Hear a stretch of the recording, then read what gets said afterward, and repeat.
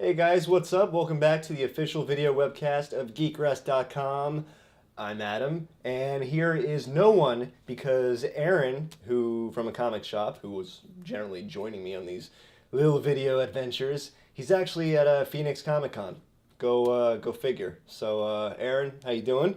And we'll check in with him later. I got him, leaving me a little message to tell me what's going on. Tune into that later. But yeah, so.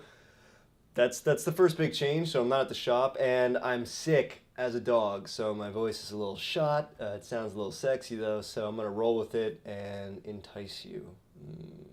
Let's see, comic book news and film, video, and comics. This is what we're talking this week.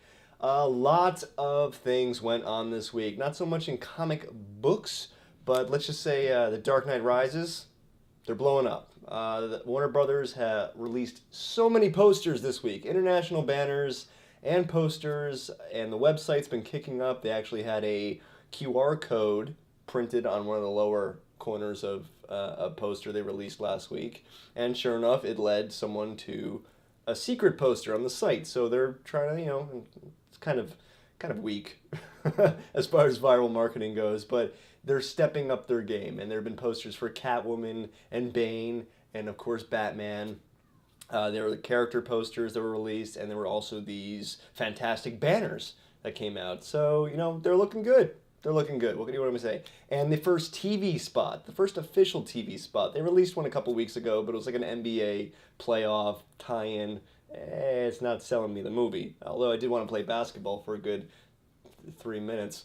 First TV spot came out. Looks awesome. You can tell they're going to be stepping this up as the movie comes out in June.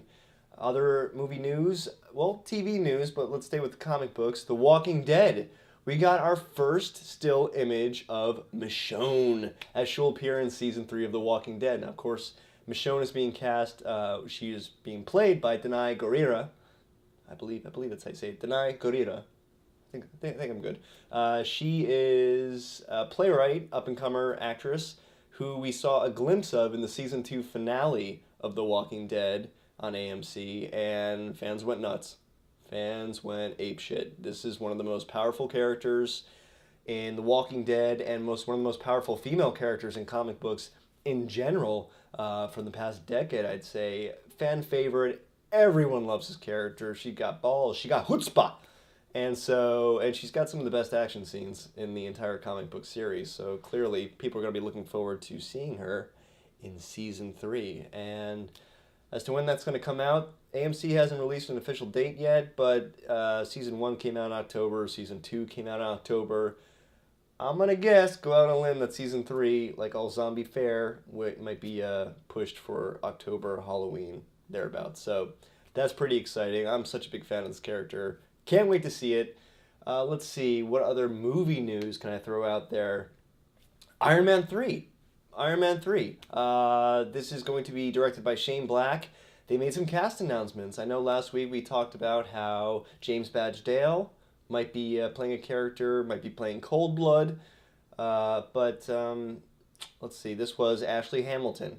Ashley Hamilton has been cast as, what's his name? Jack Taggart. Now, this is a character who was in, unlike James Badge Dale's character of Cold Blood, who was never in an Iron Man comic book, Ashley Hamilton's character, Jack Taggart, aka Firepower, is from the Iron Man comics. He was a military officer, like the Cold Blood character that I mentioned last week, who dons an iron suit and as part of Project Firepower, hence his name, Firepower. This is a military funded operation to rein in control of the out of control superheroes. And he was introduced in, Iron Man 230. This is, I know that because this is part of the Iron Man Armor Wars, which was a great story arc that came out when I first got into Iron Man. And so, like I said last week and the week before, Iron Man Extremis is what this movie is going to be based on. And this storyline is a lot of military tech, military industry, and with Extremis, they used a lot of nanotechnology elements. And so that the fact that they're throwing in all these characters who took part in military exercises makes me think that this is going to be cool. This is going to be a great movie. And what makes it even better is that Jon Favreau will be reprising his role as Happy Hogan. Thank you. Thank you. When it was announced that he was not going to be returning to direct the third Iron Man film, a lot of fans threw their arms up in the air. Does that mean he's not going to come back as Happy Hogan? Trusty butler, driver, bodyguard, and comic relief. The next big bit of comic relief outside of, Robert Downey Jr., of course. But he's coming back. So excited to hear that. What else is going on in comic book film news? Well, I can get this done. G.I. Joe 2. I'll throw this out too. A lot of people have been looking forward to the G.I. Joe sequel, G.I. Joe Retaliation. Now, the first movie was a crock. We all know that. I mean, it was stupid, mindless fun, which I'm pretty sure the sequel will be as well, and people know that, and they're still excited for it. They don't care. That's what this is supposed to be. They're going to take some notes and lessons learned from the first movie, of course, but this movie is directed by John Chu, and the biggest announcement that came out this week is that Paramount is pushed back the release date from June 29th, which was next month. It was supposed to come out. They're now going to be releasing it March 29th of 2013. Now, this is 9 months. The reason for them doing so, they say, I told you I was sick. They say it's because they want to add 3D. They want to do a post-processing 3D job. Now, whatever. Fine. Do 3D. I'm not a fan. Most people are not fans of 3D. However, the reason they're doing 3D, they say, is because they saw how much Titanic did, how well Titanic did in 3D when James Cameron re-released it, I forget when, a couple weeks ago. And, it banked. It banked. So now they're going to take the time to do 3D. But I have another theory. The movie sucks. I think it stinks. Someone saw some scenes, they saw some footage, they saw some dailies, whatever. It doesn't look good, I think, because 9 months is a huge chunk of time for post-processing 3D. And they said they're also going to be building new set pieces to accommodate 3D scenes, to get those wow factors. Now, if they're building new sets and they're calling these actors back, that can only mean one thing, that they're doing reshoots, which means they'll probably do more reshoots for other scenes as well. The only reason they would do that is because they're not happy with what they have in the first place. And I don't understand why they wouldn't do 3D in the first place. After all, John Chu, the director, he's the guy who did Step Up 2, the sequel, and Never Say Never, the Justin Bieber film. Now, I only mention these films because they were big 3D films. They were released and filmed in 3D. So, I figured them tapping John Chu to direct this movie, 3D would have been a given.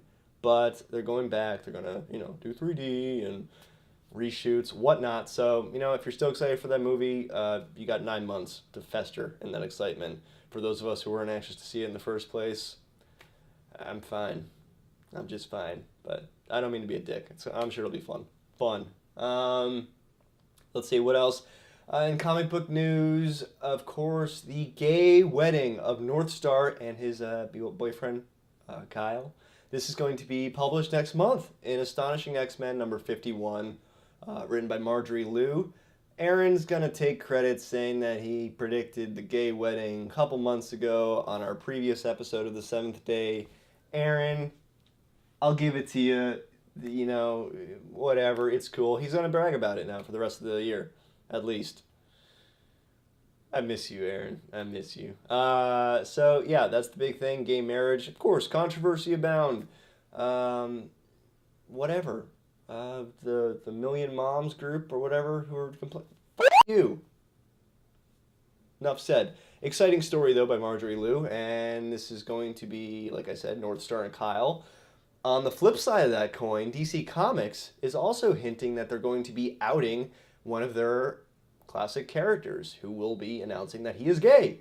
Who's it going to be? I know who it's going to be. I have a very good idea who it's going to be. And Aaron, I'll give you credit for this because you're not subtle at all. Subtlety is not one of your fortes. And he hinted, like I said, he's at Phoenix Comic Con. He hinted that he knows the identity now. And it makes perfect sense. I don't want to spoil it for you. DC doesn't want me to spoil it for you. But I know who it is. I know who it is. And it makes sense. Makes sense. You know. I'm not saying anything. Not saying anything. Okay, and what else we got in comic book news? Not much. I'm sick. I want to wrap this up. I just want to get the film news out of the way. Adam from geekrest.com, please, by all means, follow me on YouTube, Twitter, and Facebook. The Meat Space as well. If you want to meet me, you can go to a comic shop. I'm there all the time. Yeah, don't stalk me, please. But yeah, Facebook, Twitter, and YouTube. Follow me. Go to geekrest.com for all your comic book related news. And that's it. Tune in next week.